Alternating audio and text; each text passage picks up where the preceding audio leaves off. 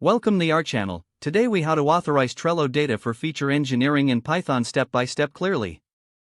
First, open your preferred web browser and navigate to the Trello developer portal.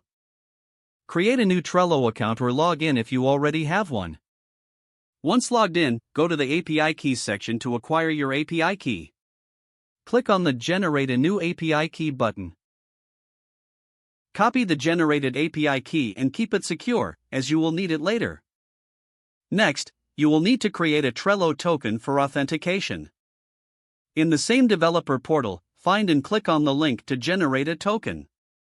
Follow the prompts to authorize the token for your Trello account. Once the token is generated, copy it along with the API key. Now, open your Python environment, such as Jupyter Notebook or any code editor. Before accessing Trello data, install the requests library if you haven't already. Use the command pip install requests to install the library.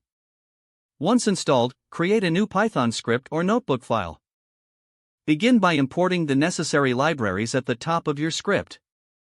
Import the requests library using the statement import requests. Create a new constant to store your API key, and assign it the value you copied earlier.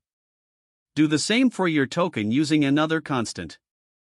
Next, define the Trello API endpoint URL.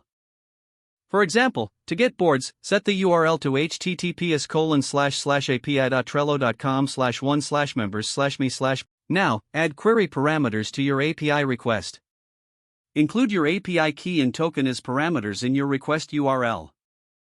To fetch the data, make a GET request to the API using the requests library. Store the response object returned from the API call. Check if the response status code is 200, indicating a successful request. If the request is successful, convert the JSON response to a Python dictionary. Now, you can extract useful information for feature engineering tasks.